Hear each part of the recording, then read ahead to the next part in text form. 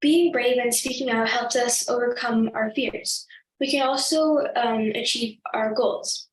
Don't let other people push you down to achieve your goal because there are always going to be people who won't support you.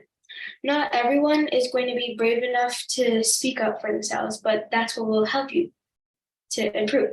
Speaking up allows you to grow as an individual. You can learn that you are allowed to speak up for what you believe in. Your words will be powerful as long as you mean what you say. It gives you more power and improves communication and builds positive relationships. It is also important to stand up for yourself and not let other people trample over you. People who don't want to speak up or people who don't have the confidence might agree with you and be grateful that someone else spoke up and said their opinion. Next, we'll discuss how we can be better with speaking.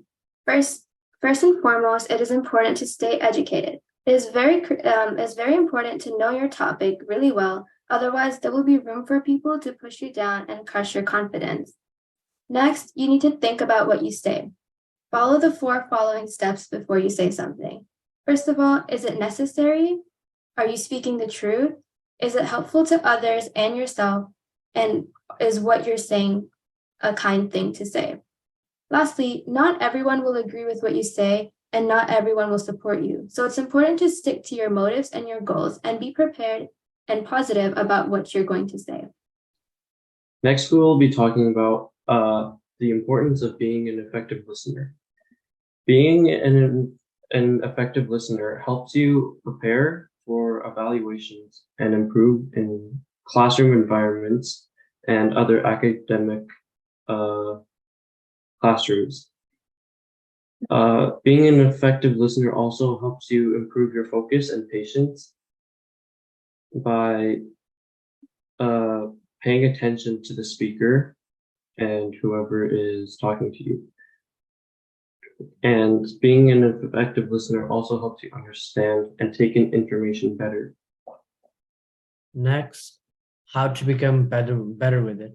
So our first suggestion I would give is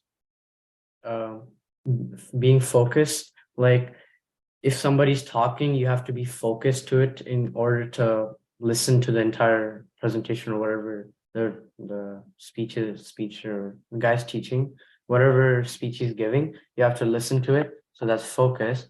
Second suggestion is body language.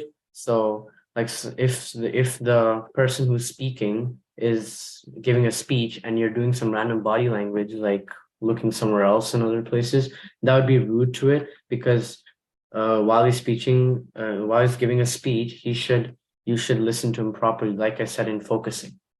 And now my last suggestion is eye contact, because this is related to body language, but in case to focus, like to listen more properly, you have to give eye contact so you can actually know what you can actually know what he's saying.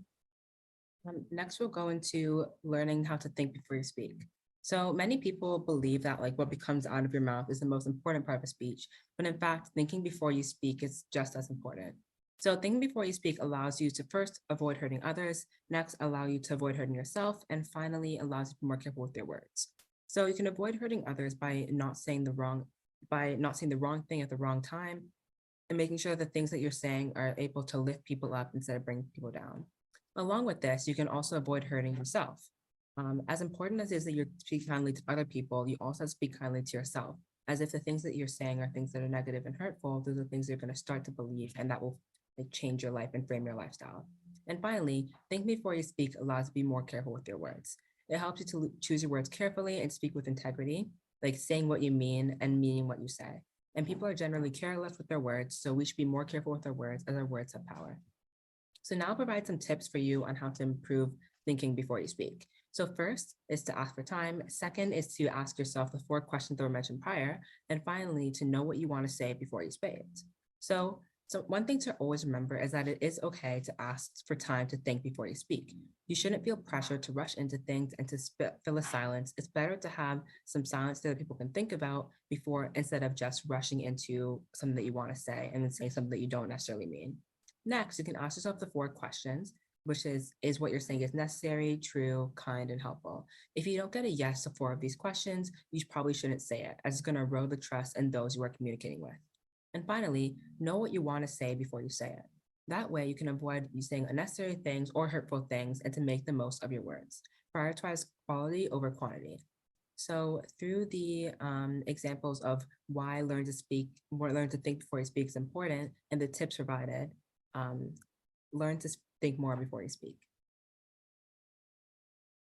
Now, I'll be speaking on why it is important to know your audience.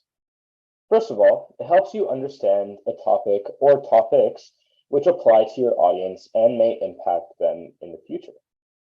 Next, it helps you engage your audience, which has a direct correlation with helping you understand a topic that applies to your audience, as understanding what applies to your audience will help engage your audience and keep them attentive when you are speaking.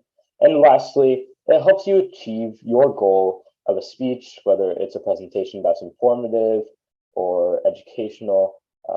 It'll help you achieve your goal when you are speaking. Thank you. Okay, so next up, here are some 3 suggestions I would recommend to get to know your audience a little bit better. First and foremost, you might want to look at event descriptions. You might want to do this beforehand, before you actually deliver your speech.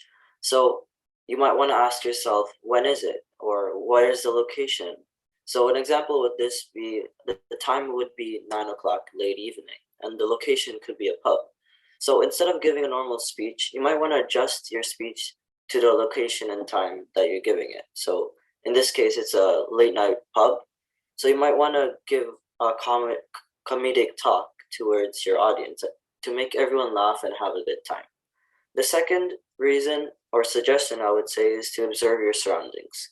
You might want to look for patterns in the behavior of people in the area and switch your energy levels depending on the behavior of the people.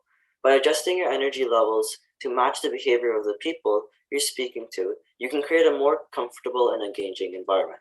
So an example of this would be, what if the audience is introverted? So you might want to talk to them in a softer tone.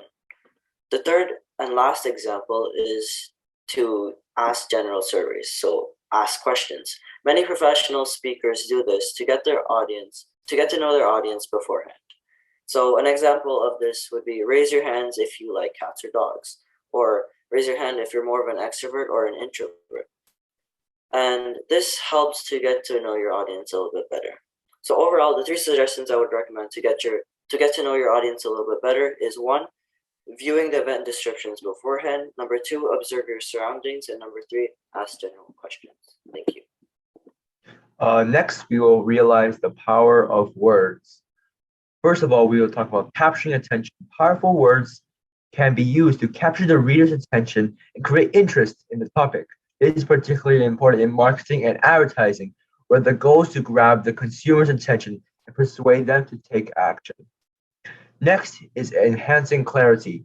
Using powerful words can enhance clarity in communication.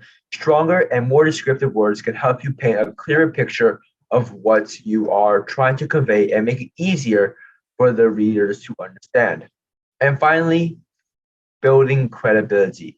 Using powerful words can help establish credibility and authority on a particular topic by using precise industry-specific vocabulary. For example, you can show that you have a deep understanding of the subject matter and you are an expert in the field.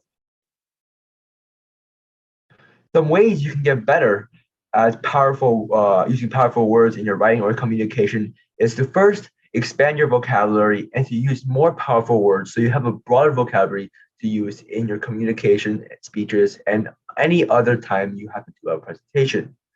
Next is to read widely. Reading can expose you to different writing styles and vocabulary, which can help you develop a better understanding on how to use powerful words effectively. Read books, articles, and other materials from a variety of genres and authors.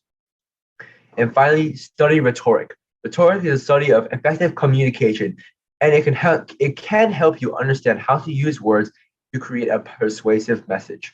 Look for resources on rhetoric and practice applying these principles to your own writing. Some ways you can get better as using powerful words in your writing or communication is to first expand your vocabulary and to use more powerful words so you have a broader vocabulary to use in your communication, speeches, and any other time you have to do a presentation. Next is to read widely. Reading can expose you to different writing styles and vocabulary, which can help you develop a better understanding on how to use powerful words effectively. Read books, articles, and other materials from a variety of genres and authors. And finally, study rhetoric. Rhetoric is a study of effective communication, and it can help you understand how to use words to create a persuasive message. Look for resources on rhetoric and practice applying these principles to your own writing.